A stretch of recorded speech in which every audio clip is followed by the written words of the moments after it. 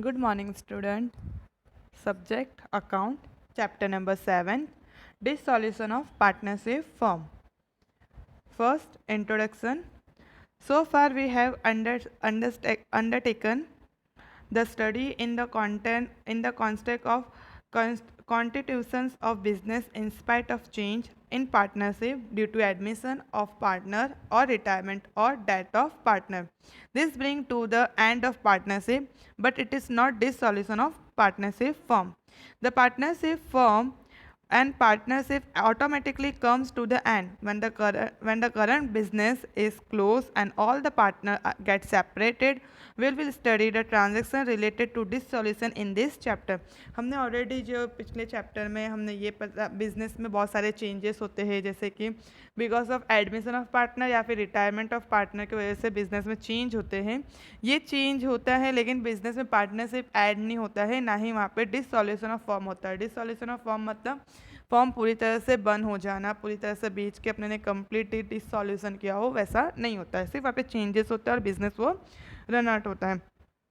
जब partnership form या फिर पार्टनरशिप ऑटोमेटिकली एंड हो जाती है, वो ऑटोमेटिकली ख़त्म हो जाता है उस टाइम पे, और पार्टनर जो है वो सेपरेट हो जाते हैं, वो चीज़ हम ये चैप्टर में पढ़ने वाले हैं about dissolution of partnership form. सबसे पहले तो डिसॉल्यूशन का मतलब क्या होता है. Dissolution means end of exist. जो भी हमारा अभी एट द प्रेजेंट है उसका एंड हो जाना, वो होता है dissolution. Where dissolution is the study in the context of dissolution of partnership and the partnership form. Where two issue are considered for dissolution. Dissolution में हम दो चीज़ पढ़ने वाले. एक डिसॉल्यूशन ऑफ पार्टनरशिप जिसमें पार्टनरशिप का एंड हो जा रहा है, बिजनेस का एंड नहीं हो रहा है. And second dissolution of partnership form जिसमें पार्टनरशिप फॉर्म मतलब बिजनेस का एंड हो जा रहा है और बिजनेस पूरी तरह से डिसॉल्यूशन हो रहा है. अब यहाँ पे दिया है when the partnership form close down it business on the permanent basis. जब पार्टनरशिप फर्म है, कोई कंपनी है और वो बिजनेस वो क्लोज डाउन हो रहा है परमानेंटली, मतलब हमेशा के लिए वो बंद हो जा रहा है, उस चीज़ को बोलते हैं डिसॉल्यूशन ऑफ पार्टनरशिप फर्म. मतलब पार्टनरशिप फर्म का डिसॉल्यूशन हो गया, मतलब वो कंपनी पूरी तरह से बंद हो गई. In brief, when the running firm is closed and its business activity are closed, it is dissolution of partnership firm. मतलब जिसमें जो फर्म है वो क्लोज है और बिजनेस की एक्टिविटी भी सब बंद हो गई है, मतलब बिजनेस पूरी तरह से क्लोज हो गया है, उसको बोलते हैं dissolution of partnership firm. When except one partner, all partners get separated form of firm. This is also end of partnership. If this continues, one partner will become the owner of the sole proprietorship firm. In this case, also partnership firm get dissolved. When the running business of the firm is sold to the joint stock company, this is also known as dissolution of firm. अगर सारे partners when accept एक partner को छोड़ के बाकी सारे partner separate हो जा रहे हैं और कंपनी का जो पार्टनरशिप है वो एंड हो जा रहा है, और जो कंटिन्यूस वो एक पार्टनर है वो उस कंपनी का ऑनर बन जा रहा है, तो उससे भी हम कहते हैं डिसॉल्यूशन ऑफ पार्टनरशिप फर्म. मतलब वो कंपनी पार्टनरशिप फर्म में नहीं रही. और यहाँ पे dissolution of firm and partnership के मीनिंग बोले हैं थोड़े डिटेल में. सबसे पहले उसमें दिया है डिसॉल्यूशन ऑफ फर्म का मतलब. As per as section 39 of Indian partnership act, when all partner get separate through dissolution of firm that bring end their partnership, it is known as the dissolution of firm. According to section 39 के हिसाब से जो partnership act बना था जिसमें सारे partner separate हो जाते हैं और फर्म पूरी तरह से डिसॉल्यूशन हो जाता है, फर्म क्लोज हो जा रहा है और पार्टनरशिप भी एंड हो जा रही है, उस चीज़ को बोलते हैं dissolution of firm.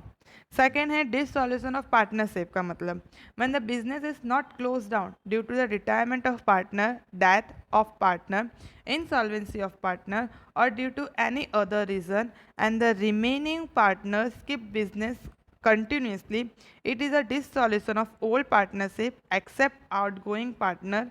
Remaining partners keep business continuously, consequently new partnership take place.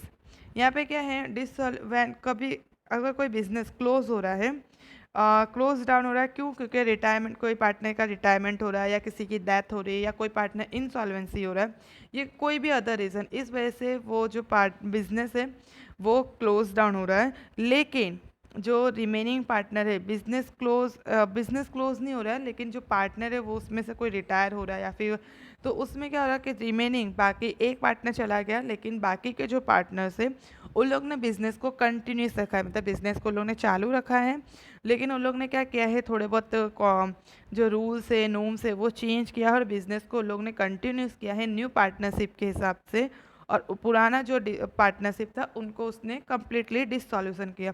तो उस चीज़ को बोलते हैं डिसॉल्यूशन ऑफ पार्टनरशिप। मतलब सिर्फ पार्टनरशिप खत्म हुई, बिजनेस खत्म नहीं हुआ, बिजनेस चालू है, नए पार्टनर है वो बिजनेस को रन आउट कर रहे हैं, और जो पुराने पार्टनरशिप थी वो लोग ने डिसॉल्यूशन मतलब पार्टनरशिप को डिसॉल्यूशन किया है।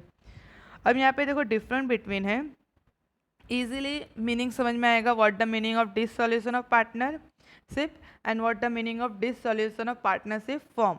सबसे पहले मीनिंग है, रीऑर्गेनाइजेशन ऑफ पार्टनरशिप मीन्स, जिसमें हमने क्या किया है, रीऑर्गेनाइज, हम वापस से पूरा हमारा जो पार्टनरशिप है वो वापस से बना रहे हैं, वो होता है डिसॉल्यूशन ऑफ पार्टनरशिप, मतलब पुराना पार्टनरशिप को ख़त्म करके हमने नया पूरा पार्टनरशिप फॉर्म बनाया है।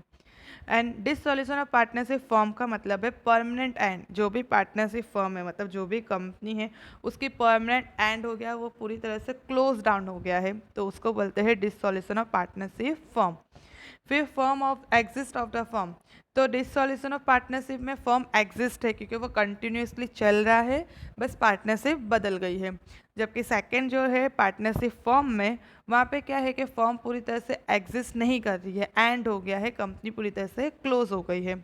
बुक ऑफ अकाउंट, तो यहाँ पे बुक ऑफ अकाउंट कंटिन्यूसली रहेंगे, रिमेन है, क्योंकि उन लोग बुक्स ऑफ अकाउंट मेंटेन करेंगे क्योंकि बिजनेस अभी उन लोग रन आउट कर रहे हैं। And in this side books of account close है क्योंकि बिजनेस पूरी तरह से बंद हो गया, तो बुक्स ऑफ अकाउंट भी क्लोज हो गई है। सेटलमेंट ऑफ अकाउंट, अकाउंट का सेटलमेंट, तो यहाँ पे नो अकाउंट है सेटल, कोई अकाउंट सेटल नहीं है क्योंकि प्रॉफिट एंड लॉस है वो अराइज है, और रीवैल्यूएशन होगा, जो भी है हमने रीवैल्यूएशन निकाल के वापस हम कैपिटल पार्टनर के जो भी पर्टिकुलर पार्टनर कैपिटल अकाउंट में हम ट्रांसफ़र करेंगे डेबिट या क्रेडिट, तो यहाँ पे अकाउंट्स का सेटलमेंट नहीं हो रहा है। डिसॉल्यूशन ऑफ फॉर्म में अकाउंट का सेटलमेंट हो रहा है, और जो भी हम यहाँ पे रियलाइजेशन वैल्यू निकालेंगे, रियलाइजेशन का मतलब कंपनी को बेचने के बाद आखिर कंपनी की रियल वैल्यू कितनी आती है, वो वैल्यू को बोलते हैं रियलाइजेशन वैल्यू, और फिर उसको पार्टनर आपस में बांट के कम्प्लीटली बिजनेस को ख़त्म कर रहे, जो भी पैसे मिलेंगे वो आपस में लोग बांट के पूरी तरह से लोग सेपरेट हो रहे हैं। Interference of court, it is voluntary, ये वॉलेंट्री होता है, यहाँ पे कोर्ट का कोई इंटरफेरेंस ज़रूरी नहीं है, वो लोग ने आपस में डिसाइड किया और नए पार्टनरशिप बनाया, जिसको रिटायर होना था या जिसको छोड़ना था उसने पार्टनरशिप एंड को करके न्यू पार्टनरशिप बनाया। मैंने यहाँ पे वैन एवर रिक्वायर्ड, मतलब ज़रूरी नहीं कि हर जगह पे कोर्ट इंटरफेरेंस करे, लेकिन जब भी कोर्ट को ज़रूरत लगेगी वो यहाँ पे इंटरफेरेंस कर सकते हैं। इफेक्ट, दे में not be dissolution of firm, यहाँ पे डिसॉल्यूशन ऑफ फर्म नहीं हुआ है, खाली डिसॉल्यूशन ऑफ पार्टनरशिप हुआ है, तो इसकी इफेक्ट उतनी नहीं है। देयर इज ऑटोमेटिकली, यहाँ पे क्या है, ऑटोमेटिकली पूरा डिसॉल्यूशन ऑफ पार्टनरशिप फर्म हो गया है, मतलब पूरी तरह से डिसॉल्यूशन हो गया है। तो ये था different between. Now new topic है जिसमें है dissolution of partnership firm. Dissolution of partnership firm जो हमने ऊपर पढ़ा, अब वो कैसे होता है, उसके अकाउंटिंग ट्रीटमेंट क्या क्या होते हैं वो यहाँ पे दिया है। जिसमें सबसे पहले दिया है method of dissolution of firm, के डिसॉल्यूशन ऑफ फर्म कैसे करते हैं वो पूरा method. Second, legal and other provision, कि कौन जब हम अकाउंटिंग सेटलमेंट कर रहे हैं डिसॉल्यूशन में तो कौन से लीगल प्रोसीजर और कौन से अदर प्रोविज़न लगते हैं वो। Number C, procedure of dissolution, dissolution का पूरा प्रोसेस क्या है, प्रोसीजर क्या है, वो चीज़ ये है। तो ये तीन चीज़ है जिसमें सबसे पहले है method of dissolution of firm, कि डिसॉल्यूशन ऑफ फर्म कैसे करते हैं। As per as Indian partnership act 1932 के हिसाब से दो मेथड होती है डिसॉल्यूशन ऑफ फर्म की। एक होता है नॉर्मल डिसॉल्यूशन, मतलब जिसमें कोर्ट का कोई इंटरफेरेंस नहीं, आपस में डिसाइड किया और लोग ने फर्म को क्लोज कर दिया। सेकेंड होता है डिसॉल्यूशन बाय कोर्ट, जिसमें कोर्ट इंटरफेरेंस करते हैं और कोर्ट ने पूरा दिया है और कोर्ट के हिसाब से वो फॉर्म का डिसॉल्यूशन हो रहा है। तो सबसे पहला था नॉर्मल, कि नॉर्मली हम कर रहे हैं जिसमें कोर्ट का कोई इंटरफेरेंस नहीं है, तो वहाँ पे कुछ मेथड है जैसे कि बाय एग्रीमेंट, कि सारे पार्टनर्स ने एग्री है कि फॉर्म को डिसॉल्यूशन करना है और उन लोग ने फॉर्म को डिसॉल्यूशन कर दिया एक टाइम पीरियड के बाद वॉलेंटरी, तो वो होता है by agreement. Second, dissolution as per contract, कि जब पार्टनरशिप फॉर्म बना था तभी उनने कॉन्ट्रैक्ट में पहले से प्री डिटरमाइंड कॉन्ट्रैक्ट बनाया था कि हमने डिसॉल्यूशन करना है, और इस वजह से वो कॉन्ट्रैक्ट एंड हुआ और लोग ने डिसॉल्यूशन ऑफ फॉर्म कर दिया। देन उसके बाद third, dissolution as per as act, act के हिसाब से, मतलब उन्होंने कुछ कंडीशन रखा था जहाँ पे कंपलसरी रखा था अगर ये चीज़ हुआ तो हम डिसॉल्यूशन करेंगे। जैसे कि एग्जांपल है, when all the partner become insolvent, जब सारे पार्टनर इंसॉल्वेंट मतलब सारे पार्टनर डूब गए हैं, तो उन्होंने रखा था कि अगर ऐसा कोई सिचुएशन आएगा, ऐसा कोई कंडीशन आएगा तो हम फॉर्म को बंद कर देंगे, और लोग ने फॉर्म को डिसॉल्यूशन कर दिया। Second, when business of the firm become illegal, जब बिजनेस में सारे काम इलीगल हो रहे हैं या फिर ऐसा कुछ हो रहा है तो उन्होंने एक्ट बनाया था कि ऐसा कुछ होगा बिजनेस में तो हम डिसॉल्यूशन कर देंगे, और इस वजह से उन्होंने डिसॉल्यूशन किया। फोर्थ पॉइंट है, dissolution on happening of certain contingency, कुछ प्रॉब्लम, कुछ कॉन्स्टिट्यूशन, कुछ फिक्स टर्म थे जिस वजह से लोग ने डिसॉल्यूशन किया। जैसे कि लोग ने फिक्स टर्म क्या था कि एक्सपायर डेट है और सबसे लोग ने उसको डिसॉल्यूशन किया, या फिर लोग ने कुछ मेन एम, कुछ स्पेसिफिक एम के लिए ही बिजनेस बनाया था और वो एम कंप्लीट होते, वो चीज़, वो टारगेट अचीव होते लोग ने फर्म को डिसॉल्यूशन कर दिया। देन फिफ्थ पॉइंट है, डिसॉल्यूशन बाय नोटिस, कि जब पार्टनरशिप इज एट विल, मतलब जब पार्टनरशिप एक्ट है, पार्टनरशिप जब बना पूरा एग्रीमेंट, तभी उन लोगों ने नोटिस लिखा था कि हमने डिसॉल्यूशन, मतलब जब भी किसी को डिसॉल्यूशन करना है, कोई पार्टनर को निकलना है तो नोटिस दिया, और उसके बाद उन लोगों ने डिसॉल्यूशन मेंटेन किया कि कब डिसॉल्यूशन करना है वो सब चीज़, और उन लोगों ने खुद ही ने मिलकर डिसॉल्यूशन ऑफ फॉर्म किया। अब है डिसॉल्यूशन बाय कोर्ट, के कोर्ट के हिसाब से कैसे डिसॉल्यूशन होता है। तो कोर्ट के हिसाब से डिसॉल्यूशन होने के लिए यहाँ पे कुछ सर्टन कंडीशन है कि जहाँ पे कोर्ट का इंटरफेरेंस होता है। जैसे कि when any partner become unsound mind, जब कोई पार्टनर ऐसा हो जाए जो अपनी ही मन की मर्जी करे, मतलब वो किसी की सुने नहीं या वो खुद के फैसले खुद से लेने लगे, सब पार्टनर्स को इग्नोर करे, तो वहाँ पे कोर्ट को इंटरफेरेंस करना पड़ेगा, और कोर्ट वहाँ पे डिसाइड करती है कि डिसॉल्यूशन ऑफ फॉर्म करना है, क्योंकि उन्होंने एग्रीमेंट ऐसा ही बनाया था। When partners become permanently incapable of performing his duty, जब कोई एक पार्टनर है जो इनकेपेबल है कि वो अपना काम परफॉर्म नहीं कर सकता है अपने ड्यूटीज़, तो वहाँ पे कोर्ट इंटरफेरेंस करके वो उस फॉर्म को डिसॉल्यूशन करवा सकती है। When the partner undertaken misconduct against partnership firm, जब कोई पार्टनर्स मिसकंडक्ट, मतलब अपने जो पार्टनरशिप फर्म है जो भी बिजनेस का, उसका गलत यूज़ कर रहा हो या अपने हिसाब अपने प्रॉफिट के लिए खाली यूज़ कर रहा है, बाकी सबका लॉस करवा रहा, तो वहाँ पे भी कोर्ट इंटरफेरेंस कर सकती है। When the partner willfully and tacitly breaches the partnership agreement, when the partners transfer his own interest in the partnership to the third party, जब कोई पार्टनर है जिसने अपने सारे शेयर, जितना भी उसका इंटरेस्ट था, उसने सारे ट्रांसफ़र कर दिए थर्ड पार्टी को बिना कोई पार्टनर्स को बताए, तो वहाँ पे भी कोर्ट का इंटरफेरेंस हो सकता है। व्हेन द फर्म कंटिन्यूसली इंकर लॉस, जब फर्म कंटिन्यूसली लॉस हो रही है, बिजनेस को बहुत लॉस हो रहा है, उस टाइम पे भी कोर्ट इंटरफेरेंस करके डिसॉल्यूशन ऑफ फर्म कर सकती है। And last, when the court find any other ground to be just and equitable for the, जब कोर्ट को ऐसा लगता है कि यहाँ पे डिसॉल्यूशन करना बहुत ज़रूरी है, तो वहाँ पे भी कोर्ट इंटरफेरेंस करके डिसॉल्यूशन ऑफ फॉर्म कर सकती है। तो ये सारे पॉइंट है जहाँ पे कोर्ट का इंटरफेरेंस होता है डिसॉल्यूशन ऑफ फॉर्म में। फिर उसके बाद है legal and other provision of accounting settlement, के कौन से लीगल और अदर प्रोविजंस लिए जाते हैं। For lost of the firm, अगर लॉस्ट होता है तो कौन से लीगल्स होते हैं, जैसे कि first all the return of, सारे प्रॉफिट्स रिटर्न ऑफ हो जाते हैं। अगर प्रॉफिट बचने के बाद भी कुछ नहीं बचता है तो जो कैपिटल ऑनर लेके आए होते हैं उसमें से सारे रीपेमेंट करने पड़ते हैं। ये सारे पॉइंट्स हैं। सेकेंड, जैसे कि liability of the firm and the personal liability of the partners, जब लाइबिलिटी ऑफ द फर्म बहुत ज़्यादा हो गई है या पर्सनल लाइबिलिटी ऑफ पार्टनर्स, कोई पार्टनर की पर्सनल लाइबिलिटी बहुत ही अनलिमिटेड हो गई है, जो बहुत ज़्यादा हो गई है, तो फर्म है द लीगल प्रोविज़न कि वो अपने असेट को यूज़ कर सकती है और अपनी लाइबिलिटी को पे कर सकती है, और कहीं कहीं पे उसको अपने पर्सनल असेट को भी यूज़ करके अपनी लाइबिलिटी को पे करना पड़ता है। ये प्रोविज़न ऑफ द फर्म है। अब इसमें यहाँ पे एक टॉपिक है accounting treatments of dissolution, means हम जब डिसॉल्यूशन ऑफ फॉर्म करते हैं तो हम कौन सी अकाउंटिंग ट्रीटमेंट करते हैं, जिसमें हमारा सबसे पहले है प्रिपेयर ऑफ नेसेसरी अकाउंट के हम कुछ नेसेसरी अकाउंट्स बनाते हैं। फॉर एग्जांपल हम जब डिसॉल्यूशन ऑफ फॉर्म करते हैं तो पहले तो हम सारे असेट की वैल्यू कितनी है, असेट कितने में बिकेगा और लाइबिलिटी हमें कितने पे करने हैं वो हम रियलाइज़ करते हैं, उसकी इनकम के रियल हमारी इनकम कितनी है।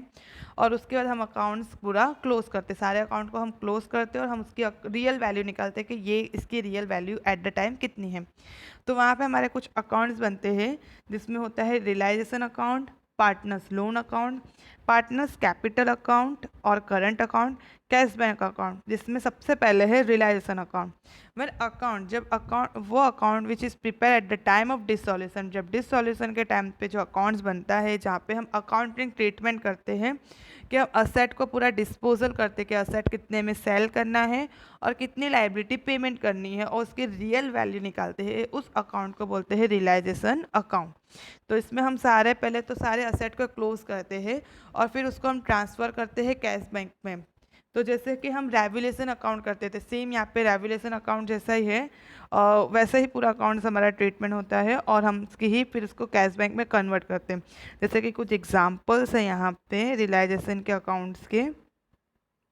जैसे यहाँ पे है व्हेन असेट आर क्लोज, जब हम असेट को क्लोज करते हैं तो उसकी वैल्यू उसकी जनरल एंट्री कैसे हम डालते हैं, तो रियलाइजेशन अकाउंट को हम डेबिट करते हैं और सारे असेट, क्योंकि ऑलरेडी असेट हमारा क्या होता है डेबिट्स होता है, तो हम सारे असेट डेबिट है उसको क्लोज करें तो सारे असेट को हम क्या करते हैं क्रेडिट करते हैं। तो realisation account debit to all asset, मतलब लैंड बिल्डिंग है प्लांट है, क्योंकि ऑलरेडी डेबिट है तो उसको क्लोज करें तो उसको हम क्या करेंगे क्रेडिट करेंगे। एक डेबिट में है तो क्लोज करने के टाइम उसको क्रेडिट करते हैं और अगर कोई क्रेडिट में है तो क्लोज करने के टाइम पे उसको डेबिट करते हैं।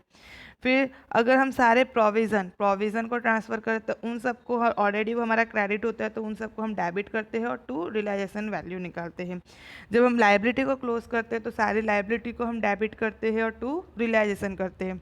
जब हम असेट बेचते हैं तो हमने ऑलरेडी असेट को क्या किया है क्लोज करके रखा है, मतलब हमने क्या किया है realisation account debited to asset account. तो जब हम बेच रहे हैं तब असेट के अकाउंट्स को हम ओपन नहीं करेंगे क्योंकि हमने उसको ऑलरेडी क्लोज किया है, एक बार डेबिट और एक बार क्रेडिट करके उसको क्लोज कर दिया है। तो हम देखेंगे कितना वैल्यू आ रहा है, तो उस टाइम पे हम कैश बैंक अकाउंट करेंगे, मतलब कितने पैसे आए वो डेबिटेड टू रियलाइजेशन, क्योंकि यहाँ पे हमने रियलाइजेशन को डेबिट किया था तो यहाँ पे हम क्रेडिट करके रियलाइजेशन अकाउंट को क्लोज कर रहे हैं। तो ऐसे ही हम ट्रीटमेंट करेंगे। तो नेक्स्ट वीडियो में हम एग्जांपल देखेंगे, इसमें सिर्फ जनरल एंट्री हमें नॉर्मली देखना है जो एग्ज़ाम में पूछी जाती है, बाकी जो लॉन्ग लॉन्ग सम्स है वो एग्ज़ाम में नहीं है। तो सिर्फ जनरल एंट्री, तो एक बार ये जो इस पे फॉर्मेट दिया है कि जनरल एंट्री कैसे करने हैं वो सारे तुम्हें जनरल एंट्रीज दिए हैं हेडिंग कर करके, वो एक बार रीड करना। नेक्स्ट वीडियो में हम सम्स करेंगे। Thank you.